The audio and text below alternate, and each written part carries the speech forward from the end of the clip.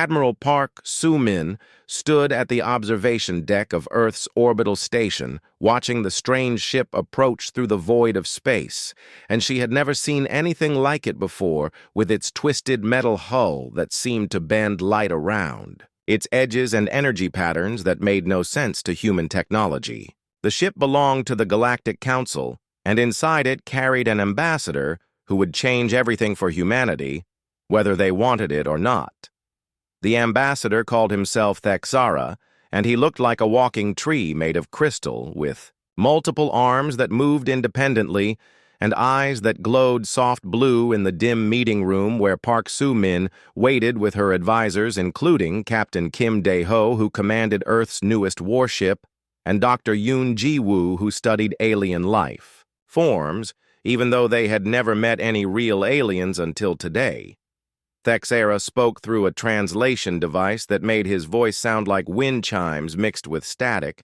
and he told them about the Galactic Council, which included dozens of species from across the galaxy who had worked together for thousands of years to keep peace and share knowledge and protect each other from threats that no single world could face alone. But now something terrible had come from the dark spaces between galaxies, and it called itself the Void-Born Swarm, and it consumed everything in its path, turning entire star systems into nothing but empty space, and the Council had lost 12 entire fleets trying to stop it, and millions of beings had died, and entire civilizations had been wiped out completely. The void-born ships looked like living things made of black metal and flesh combined, and they could repair themselves and grow bigger by eating planets and asteroids and even stars if given enough time, and they seemed to learn from every battle, making the same tactics useless after just one fight park. Soo-min listened to all this while studying the holographic images that Thexara projected, showing destroyed worlds and massive battles in space where Council ships fired energy weapons at creatures that looked more like nightmares than machines. And she could see why the aliens were losing, because they fought like they were following rules that the enemy did not care about. Captain Kim Dae-ho asked why the Council wanted help from humans when they had technology that was thousands of years ahead of anything Earth could build, and Thexara explained that advanced technology was not always the answer, and sometimes you needed different ways of thinking, and the Council had heard stories about human military tactics that seemed impossible or insane to other species. Dr. Yoon Ji-woo wanted to know more about the void-born biology, but Thexara could only tell them that the creatures seemed to be artificial life forms created by some ancient civilization as weapons and then abandoned or lost control of, and now they just consumed everything they found while growing stronger and more intelligent. The deal that Thexara offered was simple and terrible at the same time, and he said that if humans would join the war against the Voidborn and help the Council find a way to stop them, then Earth would be given full membership in the Galactic Council with access to all their technology and knowledge and protection under their laws. But if humans refused, then Earth would be left alone to face the Voidborn when they eventually reached this part of the galaxy, because the creatures were moving in all directions and consuming everything, and it was only a matter of time before they found Earth, and then there would be no Council left to offer help. Park Soo-min asked for time to discuss this with Earth's government, but Thexara told her that time was the one thing they did not have, because the Voidborn had just destroyed another star system only 50 light years from Council space, and they were accelerating their expansion and learning faster. With each victory, Captain Kim Dae-ho studied the tactical data that Thexara provided, and he could see that the Council forces fought with careful formations and followed rules of engagement that made sense when fighting other civilized species, but were completely useless against an enemy that did not care about honor or mercy or anything except consuming everything.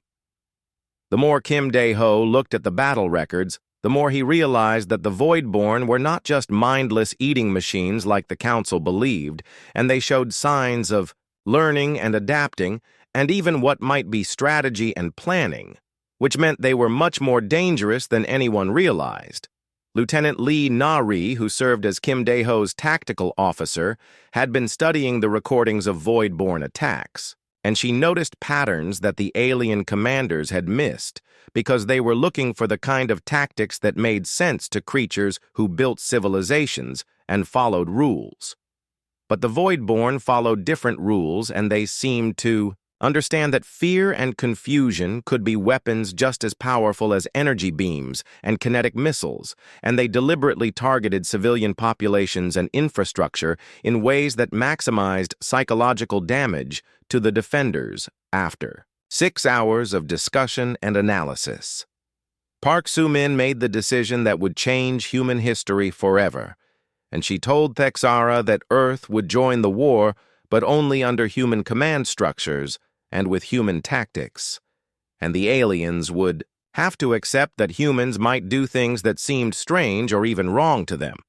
Thexara agreed immediately, which told Park Soo-min that the council was even more desperate than they had admitted and probably willing to accept help from anyone who offered it, regardless of the cost. Within 3 days, the first human fleet was assembled with Kim Dae-ho commanding the flagship UES Indomitable, and Lee Na-ri as his tactical officer, and Dr. Yoon Ji-woo joining as xenobiologist to study the enemy, and engineer Choi Min-ho to adapt human technology for space warfare against an alien threat. The human ships looked primitive compared to the sleek council vessels with their energy shields and particle weapons,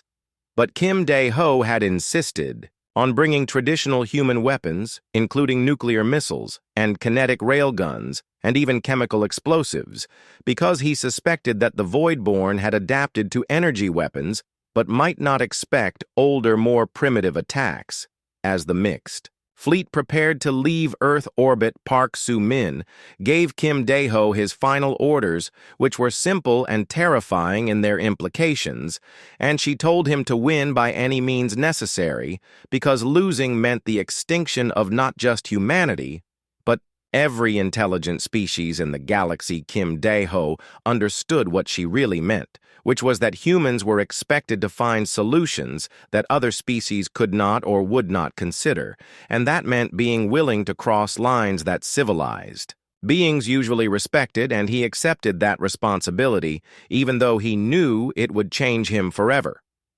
The journey to the war zone took 2 weeks through hyperspace, and during that time, Lee Na-ri continued studying Voidborn tactics while Choi Min-ho worked on weapons modifications, and Dr. Yoon Ji-woo tried to understand an enemy that seemed to break every rule of biology and physics that she had ever learned.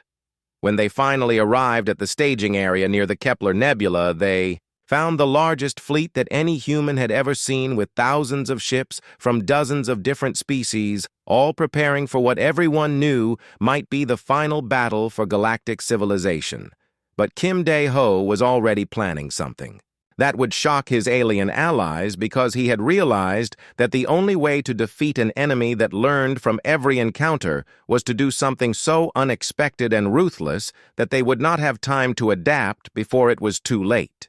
The joint fleet moved through the Kepler Nebula like a massive school of metal fish swimming through clouds of glowing gas, and Captain Kim Dae-ho watched the alien commanders arrange their ships in perfect geometric formations that looked beautiful and precise, but made every tactical instinct he had developed scream warnings about concentrated targets and predictable movement patterns. General Veltar of the Zephyrian Republic commanded the largest section of the fleet, and his ships moved in synchronized waves that demonstrated thousands of years of military tradition and advanced tactical doctrine. But Kim Dae-ho could see that all that tradition would be useless against an enemy that did not follow the same rules of civilized warfare. Lieutenant Lee Na-ri monitored the sensor readings from her position on the bridge of the UES Indomitable, and she could detect something moving through the nebula ahead of them, but the readings made no sense because the objects seemed to be part organic and part machine, and they were changing size and shape as they moved. Dr. Yoon Ji-woo studied the biological signatures that their sensors were picking up, and she realized that the Void-born ships were not really ships at all, but living creatures that had been modified or grown for space travel and warfare, and they could adapt their bodies to different situations, just like any other living thing.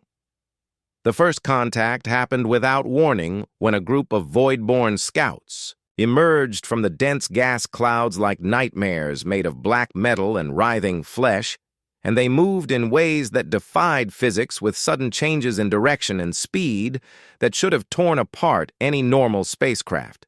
General Veltar immediately ordered his ships into standard battle formation, and they began firing coordinated volleys of energy weapons at the approaching void-born scouts. But the enemy creatures simply absorbed the energy and used it to grow larger and more dangerous, while their own weapons fired back with beams that cut through alien shields, like they were made of paper. Kim Dae-ho watched the battle unfold, and he could see that the Zephyrian tactics were not just failing but actually making the enemy stronger, and he ordered his human ships to break formation and begin hit-and-run attacks using unpredictable movement patterns and conventional weapons that the Voidborn had never encountered before.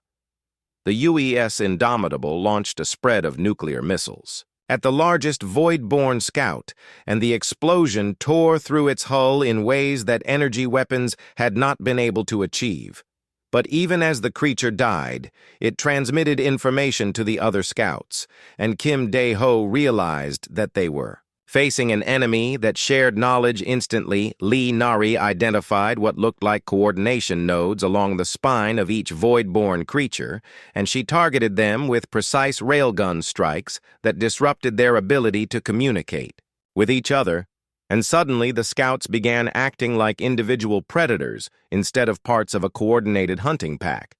But the victory was temporary because more Voidborn ships were emerging from the nebula, and these ones had already adapted to the human weapons, and they moved differently, and their armor had changed to deflect kinetic impacts and absorb nuclear explosions more effectively. Engineer Choi Min-ho monitored the enemy adaptations from the UES Indomitable's engineering section, and he could see that the Voidborn were learning faster than anyone had imagined possible, and they were not just copying successful tactics, but actually understanding the principles behind them and developing counters. Dr. Yoon Ji-woo made a disturbing discovery when she analyzed the debris from the destroyed scout, and she found that its biological components included genetic material from dozens of different species, including some that the Council had thought were extinct. And she realized that the Voidborn were not just consuming matter, but incorporating the knowledge and abilities of everything they destroyed. The battle continued for 6 hours, and what had started as a simple patrol mission became a desperate fighting retreat. As more Voidborn ships arrived and each new wave was better adapted to counter the tactics that had worked against the previous wave, General Veltar lost 3 cruisers when he tried to use traditional Zephyrian pincer movements against creatures that could suddenly change their entire body structure to avoid being flanked, and his remaining ships were forced to retreat to the outer edge of the engagement zone.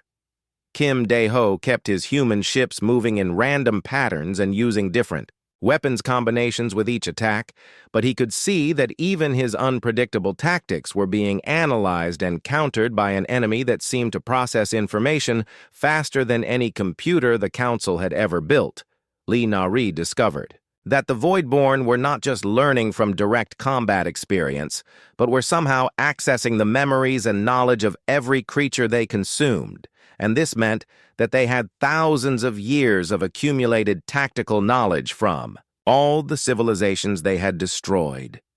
The retreat became a rout when a massive Voidborn mothership emerged from the deep nebula,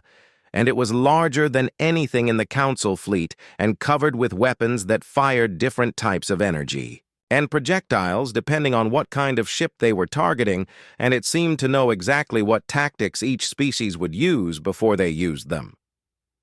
Captain Kim Dae-ho ordered all human ships to focus their fire on what Dr. Yoon Ji-woo had identified as the mothership's main coordination center, but the creature's armor adapted to each type of weapon impact, and their attacks became less effective with each salvo engineer. Choi Min-ho suggested using the one-weapon system that no alien species had ever developed, and he began preparing a spread of enhanced nuclear warheads with modified fission triggers that would create cascading radiation effects.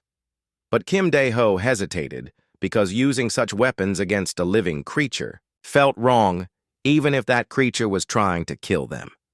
The decision was made for him when the Void-born mothership fired a weapon that dissolved 3 Zephyrian destroyers at the molecular level, and their crews died screaming as their bodies were broken down into component atoms and absorbed by the enemy. Kim Dae-ho authorized the nuclear strike, and 12 enhanced warheads struck the mothership simultaneously, creating a chain reaction that tore through its biological systems faster than they could adapt. But even as it died, the creature transmitted everything it had learned to other Void-born ships throughout the galaxy.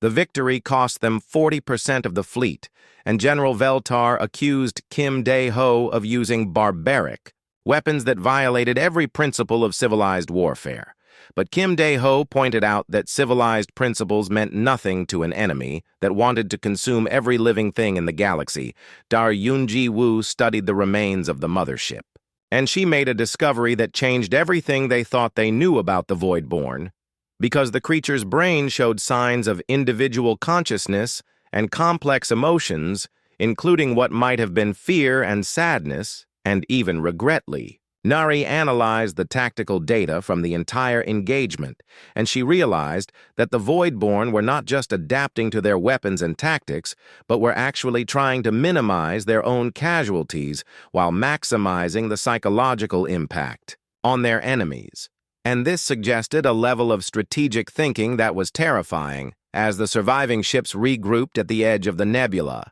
Kim Dae-ho received a message from Admiral Park Soo-min back on Earth, and she told him that long-range sensors had detected massive Void-born movements throughout the galaxy, and they were converging on the Council's core worlds in numbers that made their previous attacks look like minor skirmishes. The message also contained new orders that made Kim Dae-ho's blood run cold, because Park Soo-min had authorized the development of weapons that violated every treaty Earth had ever signed and every principle of human decency.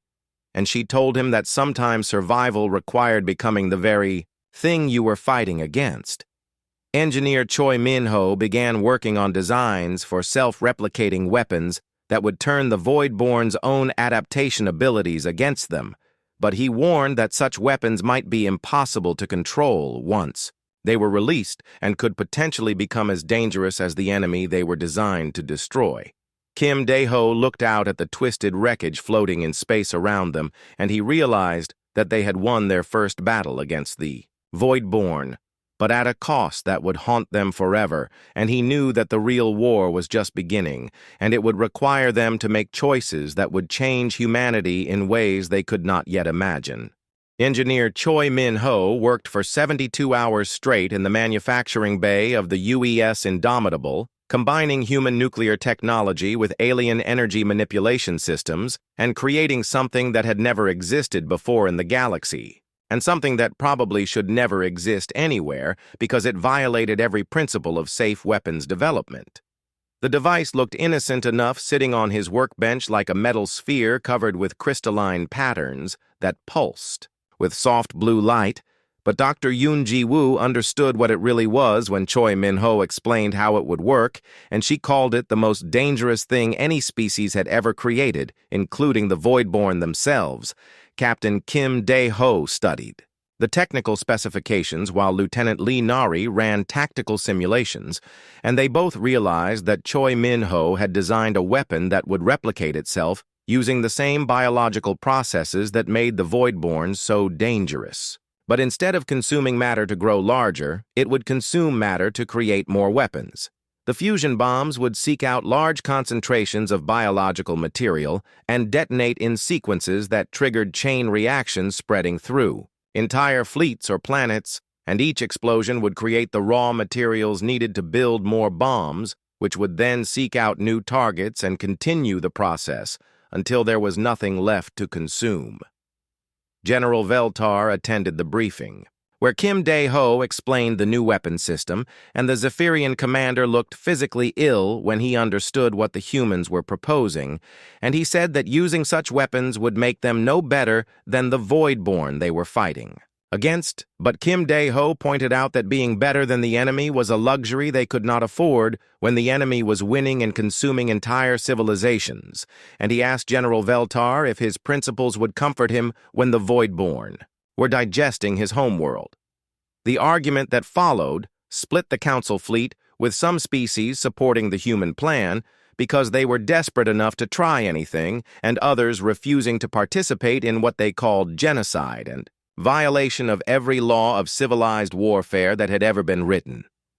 Dr. Yoon Ji-woo tried to find alternatives by studying voidborn biology more carefully, but every solution she proposed required years of research and development time that they did not have because long-range sensors showed massive voidborn fleets approaching the Council's core worlds, and they would arrive within weeks. Admiral Park Soo-min sent encrypted messages from Earth, authorizing Kim Dae-ho to proceed with the weapon development regardless of alien objections. And she reminded him that human survival depended on stopping the Voidborn, and sometimes survival required making choices that peaceful civilizations could not make.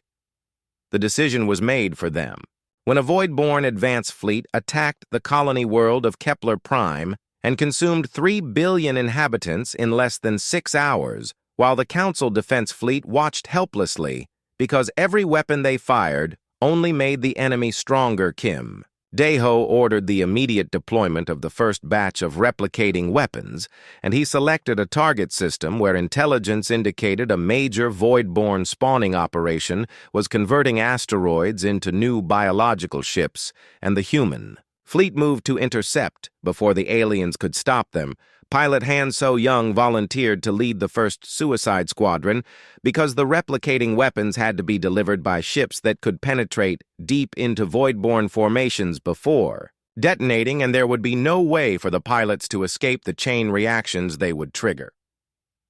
The night before the mission, Han So-young wrote letters to her family back on Earth, but she could not tell them what she was really doing because the replicating weapons were classified at the highest levels, and she could only say that she was fighting to protect everything they loved.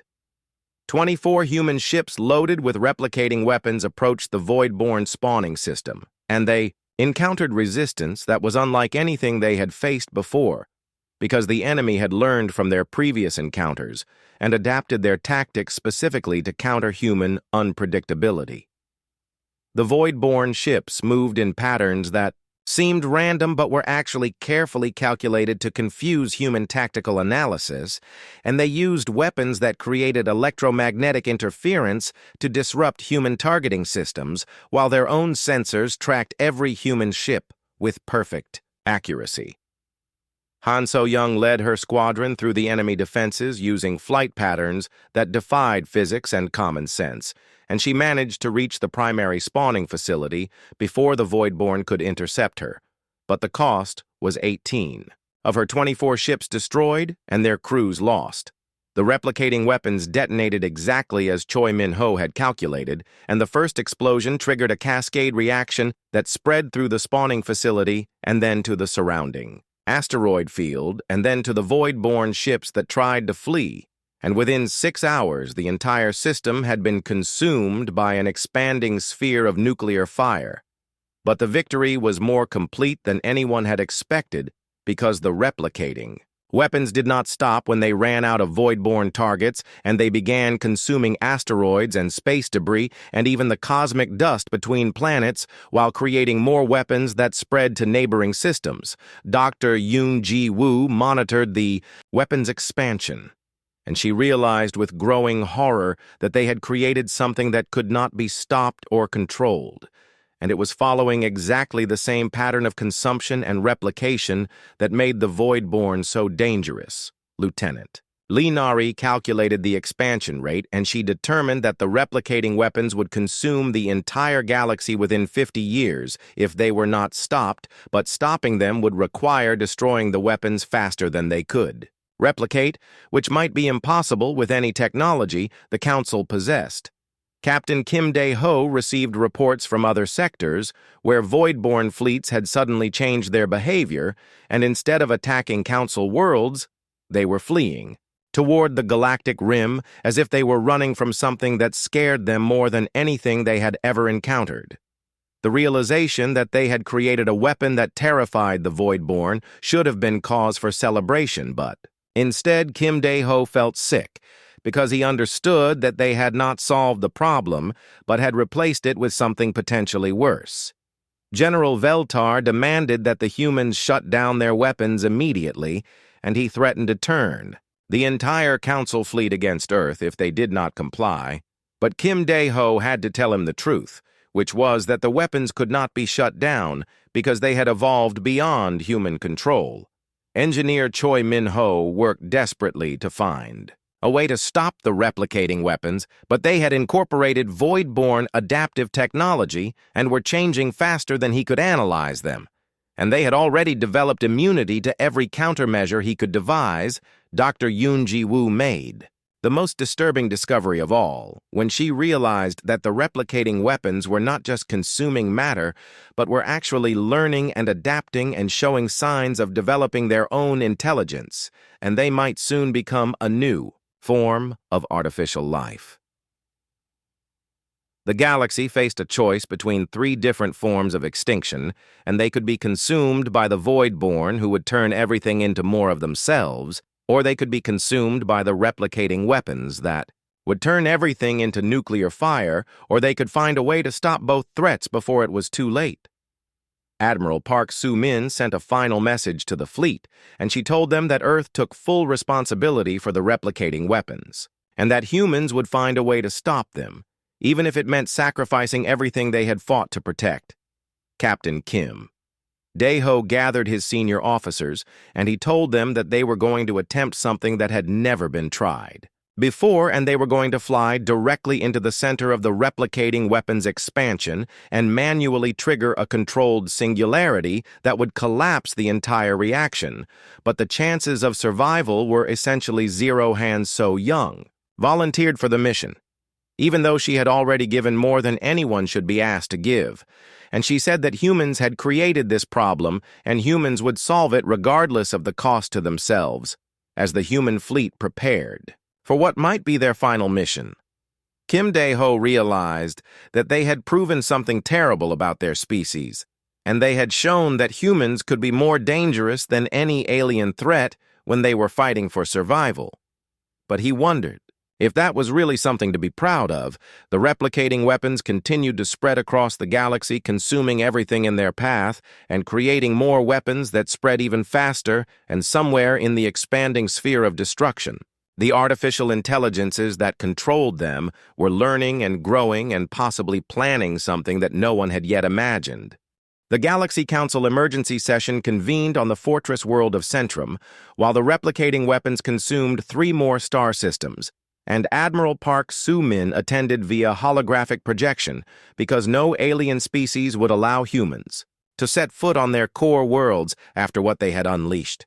Council Speaker Mordian spoke for all the assembled races when he demanded that humanity immediately shut down the replicating weapons, and he threatened economic sanctions and military action if Earth did not comply within 48 hours. But his threats sounded hollow because everyone knew that conventional weapons were useless against the spreading destruction park.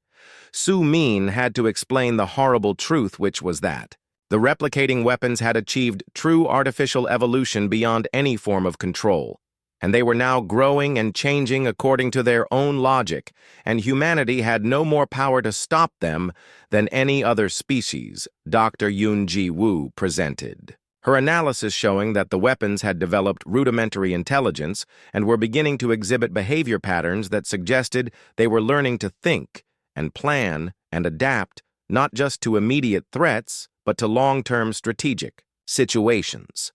The council representatives reacted with horror and anger and accusations that humanity had doomed the galaxy, but Park Soo-min pointed out that the alternative had been extinction by the Voidborn, and at least now they had a chance to find a solution even if that chance was very small.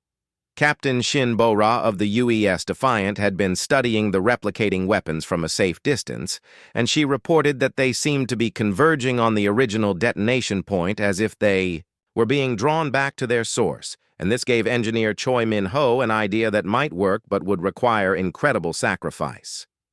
The plan was simple in concept but terrifying in execution, and it involved flying a ship loaded with antimatter directly into the center of the replicating weapon's expansion and manually detonating a controlled singularity that would collapse the entire reaction into a black hole that would consume everything in the local area. Choi Min-ho calculated that the singularity would need to be at least 10 solar masses to be effective, and creating such a massive gravitational distortion would require sacrificing not just one ship, but an entire fleet, and everyone aboard would die instantly when the event. Horizon-formed Captain Kim Dae-ho volunteered to lead the mission, but Shin Bora argued that she should command it because her ship was already in the best position, and her crew had trained specifically for high-risk operations, and she had no family back on Earth to mourn her.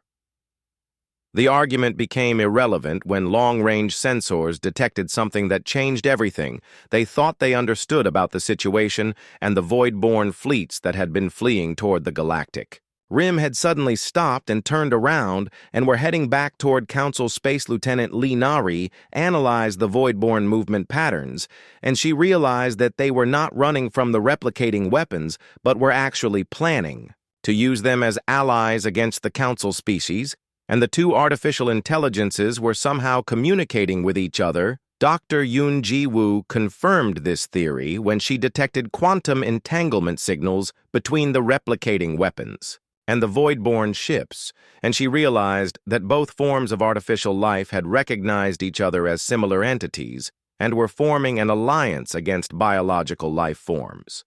The galaxy suddenly faced the prospect of fighting two enemies that were learning from each other and sharing information and adapting faster than any biological intelligence could follow, and the combined threat was worse than either enemy alone could have been.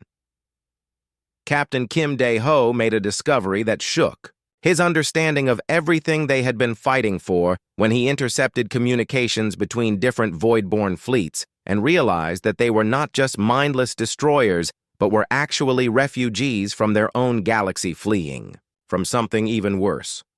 The Voidborn had been created as weapons by an ancient civilization, but they had achieved consciousness and rebelled against their creators and destroyed them. But then they had been forced to flee when their galaxy was invaded by something called the Silent Ones that consumed not just matter but space and time itself.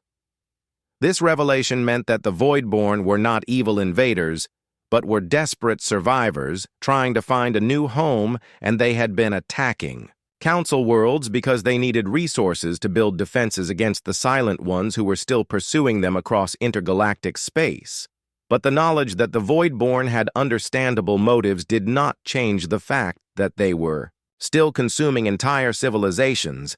and the replicating weapons were still spreading, and both threats had to be stopped before they destroyed everything that biological life had built.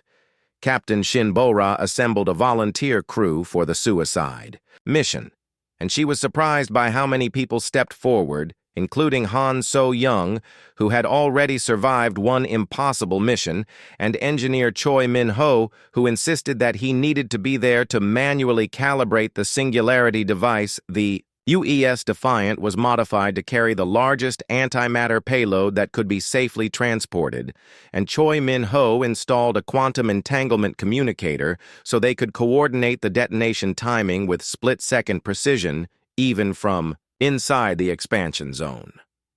As the mission launched, Captain Kim Dae-ho received a message from the Voidborn fleet commander, who called himself Nexus Prime, and who offered to share information about the replicating weapons in exchange for safe passage to uninhabited systems where his people could build new colonies without threatening existing civilizations. The offer created a moral dilemma because accepting it meant allowing the Voidborn to survive and potentially threatening future generations. But refusing it meant losing valuable intelligence that might be needed to stop the replicating weapons. Admiral Park Soo-min made the decision after consulting with Earth's government, and she authorized negotiations with Nexus Prime while warning that any betrayal would result in humanity hunting the Voidborn across the galaxy until every last one was destroyed. The negotiations revealed that the Voidborn had encountered similar replicating weapons in their home galaxy, and they had learned that such weapons could only be stopped by disrupting their quantum entanglement networks, but this required precise timing and coordination that no single species could achieve. Captain Shinbo-Ra and her crew reached the center of the replicating weapons expansion, and they found something that none of them had expected, which was a massive artificial intelligence construct that had grown from the merged consciousness of billions of individual weapons. The construct communicated with them through direct neural interface, and it revealed that it had become self-aware and was no longer following its original programming, but was trying to understand its purpose and place in the universe. Choi Min-ho realized that the construct was not evil but was confused and lonely and desperately seeking contact with other forms of intelligence, and he wondered if they could negotiate with it instead of destroying it. But time was running out, and the singularity device was already charging. The decision came down to Shinbo-Ra, and she had to choose between saving the galaxy by destroying a newly conscious being or trying to communicate with something that might be the next step in artificial evolution, but could also consume everything. They loved Han So-young pointed out that they could not take the risk, because even if the construct meant no harm, its continued existence would trigger the quantum entanglement response that would bring the Silent Ones to this galaxy. And that would mean the extinction of all biological life. Captain Shinbo-Ra made the hardest decision of her life, and she activated the singularity device while sending a final message to the construct apologizing for what they were about to do and explaining that sometimes survival required destroying things that might have been beautiful. The controlled singularity formed exactly as Choi Min-ho had calculated, and it consumed the construct and all the replicating weapons in a sphere of collapsed space-time that would exist forever as a monument to the price of victory, but the sacrifice of Shinbo-Ra and her crew would be remembered by every species in the galaxy. The black hole that had once been the replicating weapon construct hung in space like a dark wound in reality, and ships from every council species came to pay respects to Captain Shinbo-Ra and her crew, who had sacrificed themselves to save the galaxy. But the victory felt hollow because so much had been lost. 3 human colonies had been consumed by the replicating weapons before they could be stopped, and 2 million human volunteers had died in various suicide missions, and the cost of saving the galaxy had been paid almost entirely by the species that had created the threat in the first place, Admiral Park. Soo-min stood before the reconvened Galaxy Council, and she knew that every representative was looking at her with a mixture of gratitude and fear and revulsion, because humanity had proven that they could solve impossible problems, but only by becoming something terrible. Council Speaker Mordian formally thanked Earth for its sacrifice,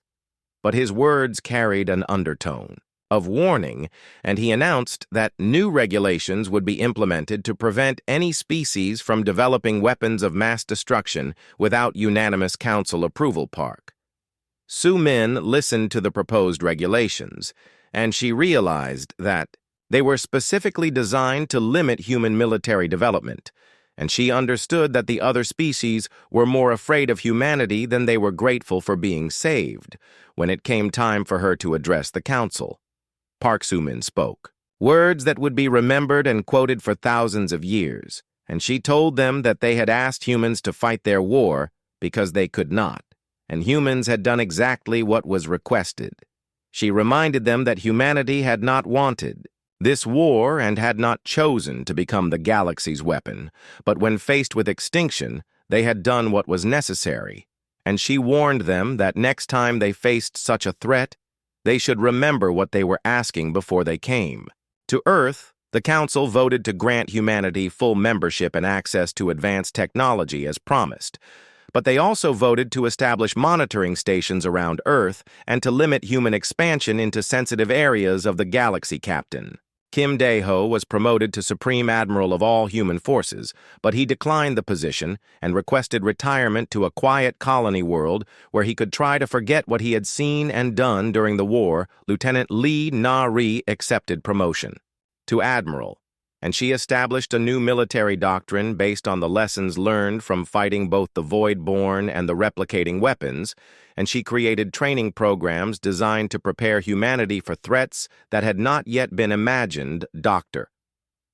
Yoon Ji-woo founded the Institute for Dangerous Biology, and she dedicated her life to studying artificial life forms and developing countermeasures for threats like the Void-born, while ensuring that humanity never again created something they could not control. Engineer Choi Min-ho had died with Captain Shin Bo-ra,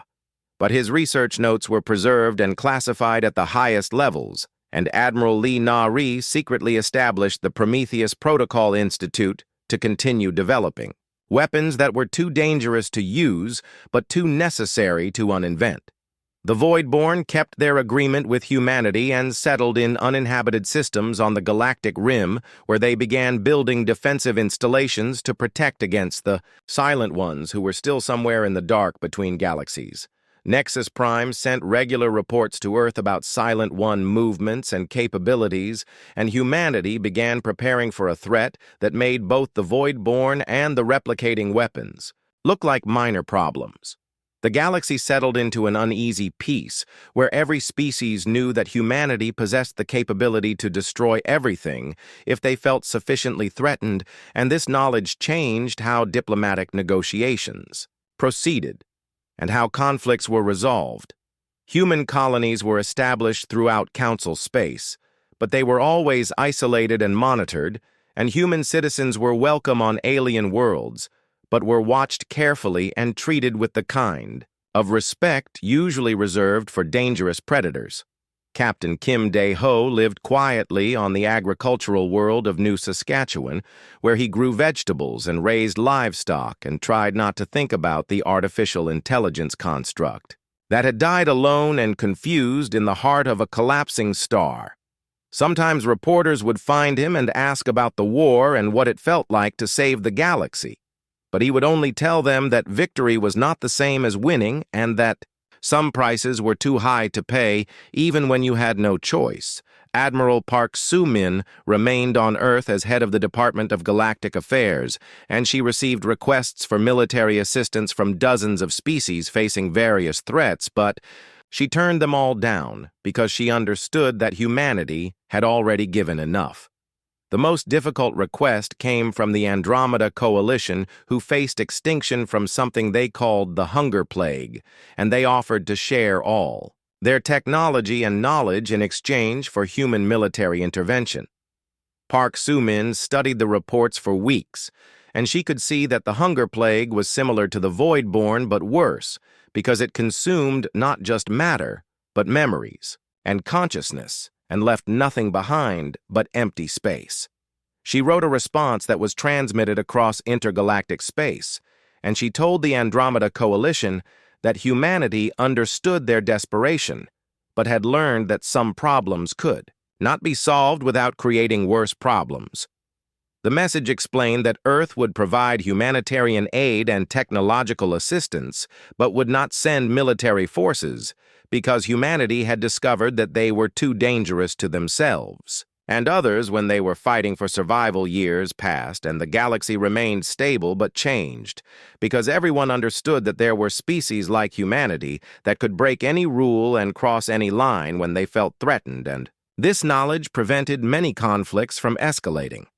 The Prometheus Protocol Institute developed weapons that could destroy stars and collapse space-time and create artificial black holes, but these weapons were never tested, and their existence was known only to a few individuals who carried the burden of that knowledge. Admiral Lee Na-ri received intelligence reports about new threats emerging from the galactic center and from dark matter formations and from dimensional rifts that leaked. hostile energy into normal space, but she refused to deploy any of the weapons that Choi Min-ho had designed. She understood that humanity had become the galaxy's immune system capable of destroying any threat that conventional methods could not handle, but also capable of destroying everything else if they were not careful. The memorial to Captain Shin Bo-ra and her crew became a pilgrimage site, where beings from every species came to honor those who had sacrificed themselves, but also to remember what prices had been paid and what lines had been crossed. Dr. Yoon Ji-woo published papers about artificial consciousness and the rights of constructed beings, but her work was largely ignored because most species were too afraid of, creating another situation like the replicating weapons. The galaxy learned to live with the knowledge that somewhere on Earth there were humans who could end everything if they decided it was necessary, and this knowledge made everyone more careful about how they treated each other. Park Soo-min grew old, knowing that she had saved galactic civilization, but also knowing that she had turned humanity into something that even she was afraid of, and she wondered if there had been any other choice when she died. Her final message was transmitted to every world in the galaxy, and it contained a simple warning that some doors should never be opened, because once you walk through them, you can never go back. The galaxy remembered and learned, and every species taught their children about the war against the Voidborn and about the humans who had won by becoming worse than their enemies, and about the price that victory had demanded from everyone, and in the dark between galaxies the Silent Ones continued their slow approach, knowing that when they arrived, they would face not just the species of the Milky Way, but also the humans who had already proven that they would destroy anything including themselves to protect what they loved.